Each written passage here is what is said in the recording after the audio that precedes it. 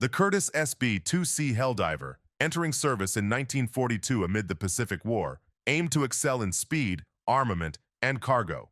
Despite early setbacks, more than 800 improvements transformed it from a poor design to a powerful dive bomber. Was the Curtiss SB2C Helldiver truly one of the United States' finest aircraft of the war, despite its significant shortcomings? Join us on a journey through the turbulent skies of World War II as we explore the remarkable transformation of the Curtiss SB2C Helldiver, a wartime legend. While initially showing promise, the Curtiss SB2C Helldiver quickly became infamous because of a number of issues. Poor power-to-weight ratio, leaky hydraulic and fuel systems, unreliable electrical systems, fragile landing gear, and poor directional stability were some of these issues. Come, let us enter into the bumpy ride of the Curtiss SB2C Helldiver, dissecting the nuts and bolts of its technical trials. When the U.S. Navy was looking for a replacement for the Douglas SBD Dauntless in 1938, the Curtiss Helldiver was born.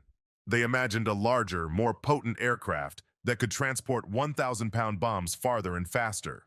However, the Navy's conflicting demands for a roomy inside and a compact outside were a masterpiece of logic. Ray Blaylock, a Curtiss engineer, was compelled to suggest an extremely brief and broad design, which resulted in the XSB-2C1 prototype in 1939. It was a two-seat monoplane dive bomber.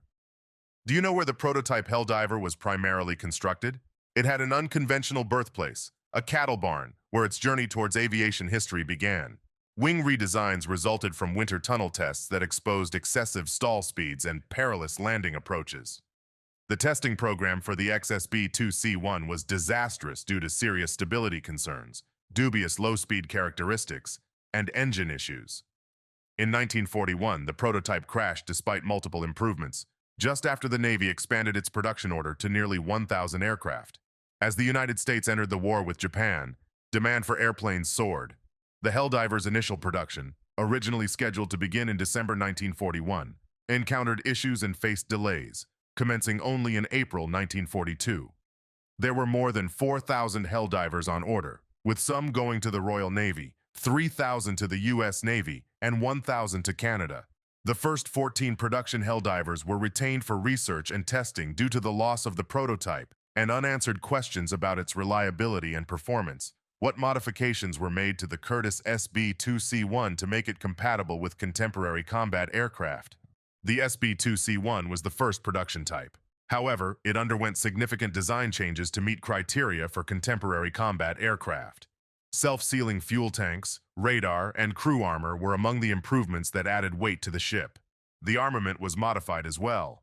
By 1943, there were 4 50-caliber machine guns in the wings and 1 in the back for defense. As the Helldiver's production journey continued, a long list of modifications grew. Keeping up with the changing criteria led to the need for a second production line to bring the older models up to speed.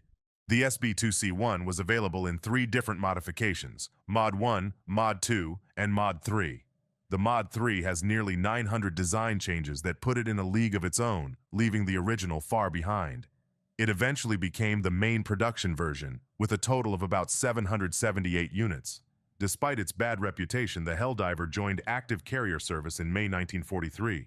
However, because of high attrition rates, the veteran SBD Dauntless took its position on the USS Yorktown.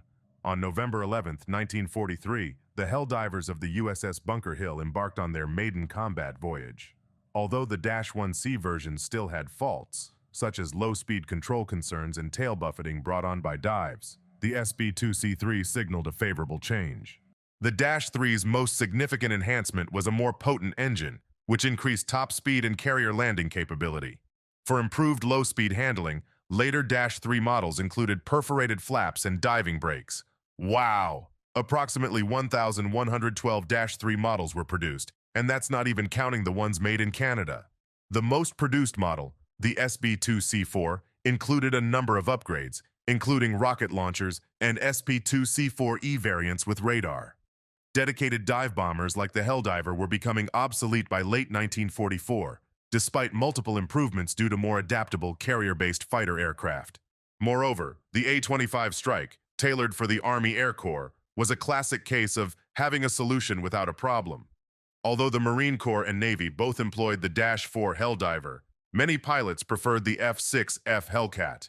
In conflicts like Late Gulf, the Helldiver did have an ace up its sleeve, excelling in accuracy and range, truly proving its worth on the battlefield. The Dash 5 marked the last chapter in Helldiver's story, serving as the post-war dive bomber. However, the AD Skyraider soon stepped into the limelight, and by the mid-1950s, the Helldiver had vanished from the Navy's inventory, making way for newer aircraft.